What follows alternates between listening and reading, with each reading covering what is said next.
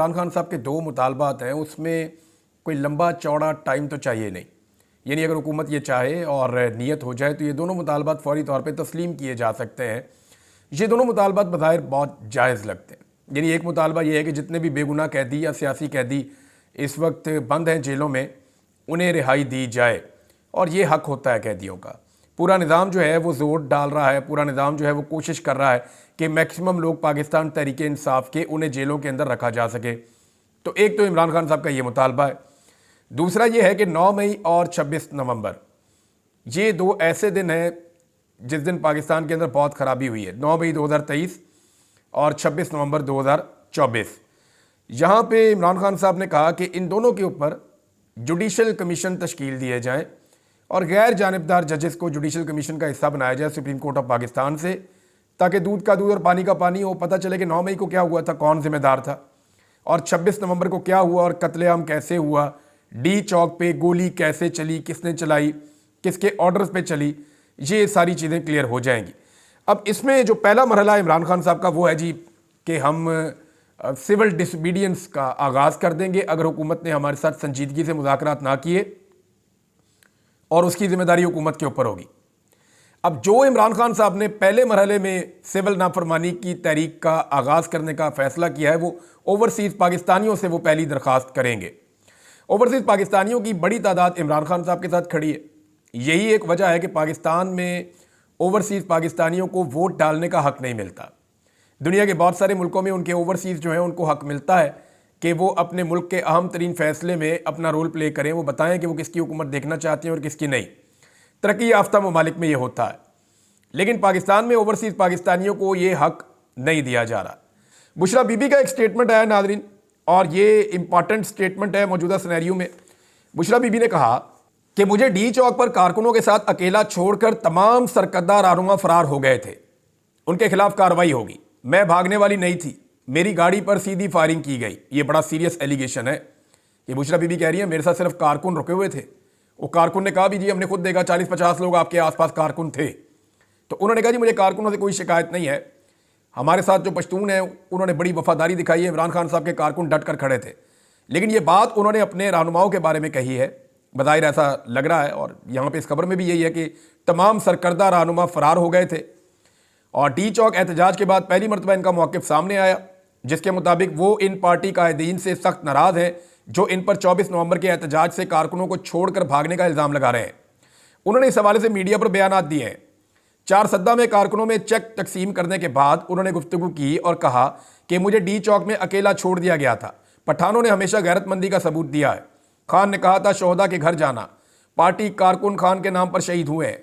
शहादतों की वजह से बहुत तकलीफ में थी। समझ नहीं आ रहा था कि लोग झूठ क्यों बोल रहे थे। मैं भागने वाली नहीं हूँ।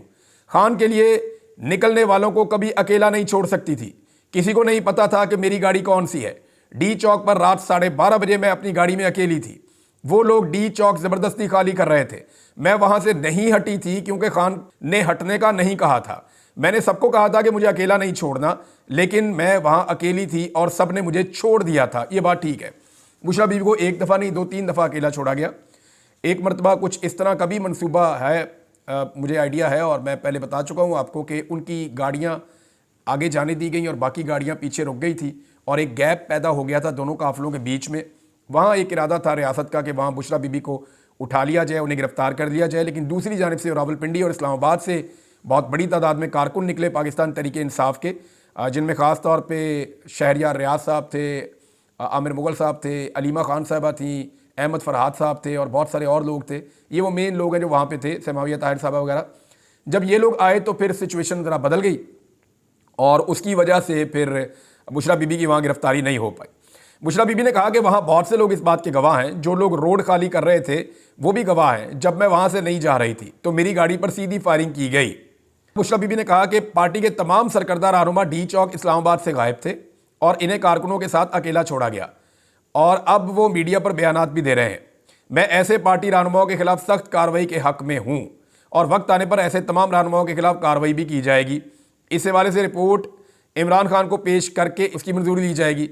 बुशरा बीबी ने तमाम पार्टी कायदीन को कहा था कि 24 नवंबर को एहतजाज के दौरान हर सूरत डी चौक पहुँचें और वहाँ पर ही एहतजाज किया जाएगा, कोई पार्टी रहनुमा गिरफ्तार ना होने पाए और कोई भी फ़ोटो सेशन के बाद गायब ना हो। लोगों ने तो रास्ते में फ़ोटो सेशन किए सिर्फ मोटरवे पे, उसके बाद गायब। बहुत सारे मैंने ऐसे बंदे देखे एमएनए और पाकिस्तान तरीके इंसाफ के लोग रोजाना फ़ोन कर करके बताते हैं कि हमारा फलां रहनुमा जो है रास्ते में उसने अपने नारे लगवाए, अपनी फुटेज बनाई, उसके बाद हमें वो नज़र ही नहीं आ रहा था वो कहाँ गया।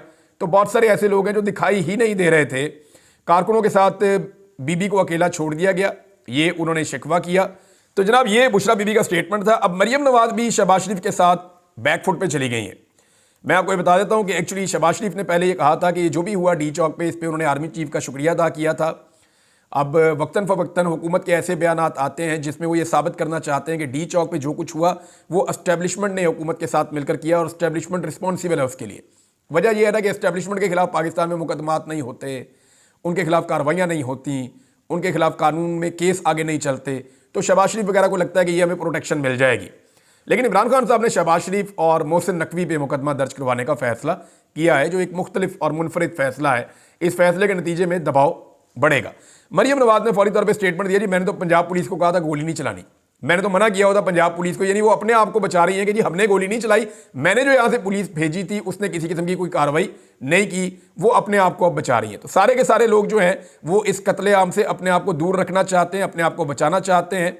लेकिन इमरान खान साहब के मुतालबात को अभी तक संजीदा नहीं लिया जा रहा। अगर मुतालबात को संजीदा ना लिया गया और ये अगली तहरीक शुरू हो गई तो पाकिस्तान में एक नई सिचुएशन जन्म ले लेगी।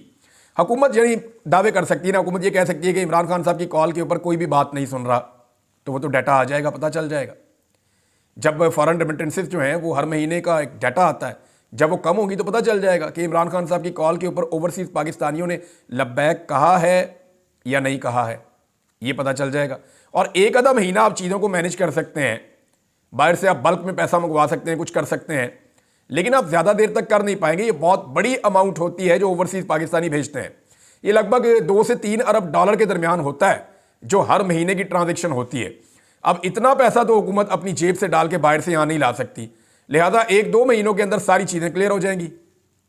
नाज़रीन एक और ख़बर है, वो ये है कि डोनाल्ड ट्रंप के साथ मुलाकात की है पाकिस्तान तरीके इंसाफ के चंद लोगों ने वहाँ अमेरिका में, और उनमें सज्जाद बरकी साहब का भी नाम आ रहा है। कुछ और लोग भी ये बता रहे हैं कि उनके पास खबर है, और ख़बर ये है कि डोनाल्ड ट्रंप अभी तक इस बात के ऊपर आमादा है कि इमरान खान साहब के साथ जो हो रहा है वो ज़्यादती हो रही है, और आने वाले दिनों में शायद वो इसके लिए आवाज़ भी उठाएंगे।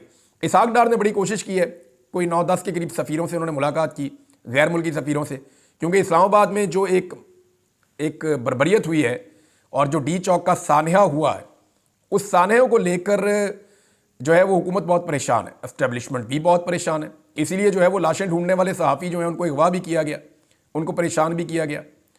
अब जो सहाफ़ी वापस तो आ गए हैं, देखिए मुतीउल्लाह जान वापस आए हैं, हमारे शाकिर एवान साहब वापस आए हैं, लेकिन आप ये देखें कि जिस पॉलिटिकल पार्टी की लाशें ढूंढने के लिए, इंसाफ के लिए ये सहाफ़ी कोशिश कर रहे थे, उस पॉलिटिकल पार्टी ने उनको पूछा भी नहीं।